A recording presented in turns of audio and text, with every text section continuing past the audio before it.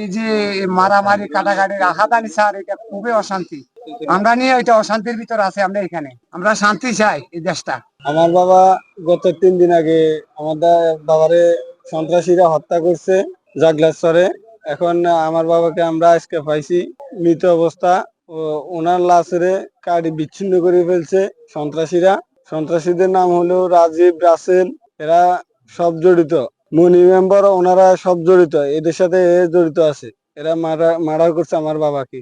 এর আমি সুস্থ বিচার চাই। হত্যা করেছে, এটা কোনো একটা মানুষের পক্ষে সম্ভব না। জানি না তারা কতটা নির্মম পশু হলে একজন মানুষ হয়ে একজন মানুষের উপর এভাবে নির্মম ভাবে অত্যাচার করতে পারে। এবং আমরা হাতিয়ার যারা আছি, আমরা দীর্ঘদিন শান্তিভাবে ছিলাম এবং এই দোসরদের কারণে আমরা পুরা হাতিয়াটা যেন একটা অশান্তির কারণ হয়ে উঠেছে। আমরা সরকার, বর্তমান তত্ত্বাবধায়ক সরকার ডক্টর ইউনূস সাহেবকে আমরা বলতে চাই, আমাদের শান্তিপ্রিয় হাতিয়াবাসীকে শান্তিভাবে থাকতে দেন এবং এই জলদস্যু বনদস্যুদের হাত থেকে আমাদের হাতিয়াকে রক্ষা করেন এবং এদের দৃষ্টান্তমূলক শাস্তি হোক, যেটা দেখে দেশের মানুষ এবং সর্বস্তরের যারা এই অপরাধের সাথে জড়িত আছে তাদের এমন শাস্তি হোক যেন ভবিষ্যতে আর কারো উপর এভাবে কোনো মায়ের কোল খালি না হয়, কোনো ছেলে যেন তার বাবাকে না হারায়, কোনো মা যেন তার সন্তানকে না হারায়, কোনো মা যেন তার স্বামী হারা বিধবা না হয়। এটা আমার দেশবাসীর কাছে এবং আইনের উপর আমাদের আস্থা আছে যেন এটা সুস্থ একটা বিচার হয়। দেশবাসী এই বিচারটা দেখবে ইনশাল্লাহ এবং আমরা এটা আইনের উপর সর্বোচ্চ বিশ্বাস আছে। আপনার কাছে একটা কথার আবেদন জানাইতেছি। আমার ভাই বাড়িতে যখন ছিল ওই বাড়িতে, ওই দিন আমার ভাই আমাদের বাড়িতে ধানের কিছু কৃষিকাজ করছিল।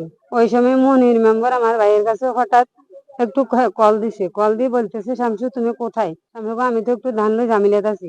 আমাকে এইদিকে তো একটা সর ভাঙ্গা আমরা স্টার্ট করলাম, প্রতিবাদ নিলাম, ওইখানে তুমি একটু আসো। ভাই আমার দ্বারা তো এখন সম্ভব না।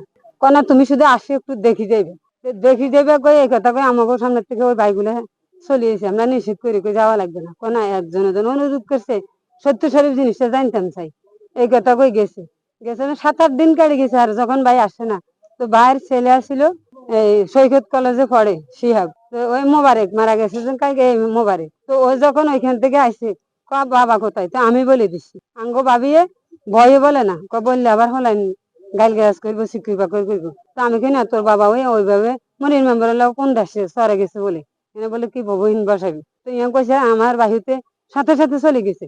আর এক দণ্ড ব্যাগ গুলা কান্দার থেকে তুই সাথে সাথে ওই ফারে চলে গেছে। বাহিতে যখন আসে না, আমরা দিলাম রাত্রের বেলা কল, কিরে তুই আসস না বাইক?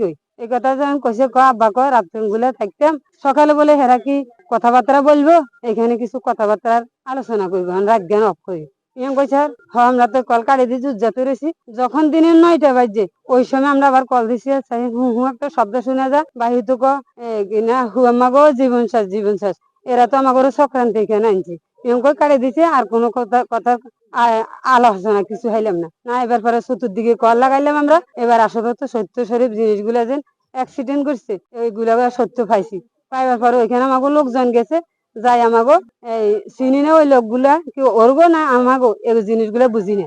এই জিনিসগুলা না দেখি শুধু আমাগো সন্তান গুলা চিনছি। এর আমরা আইনের আয়ত্তে আনি হাজির করছি, ভাইগুলারে পাইতেছি না।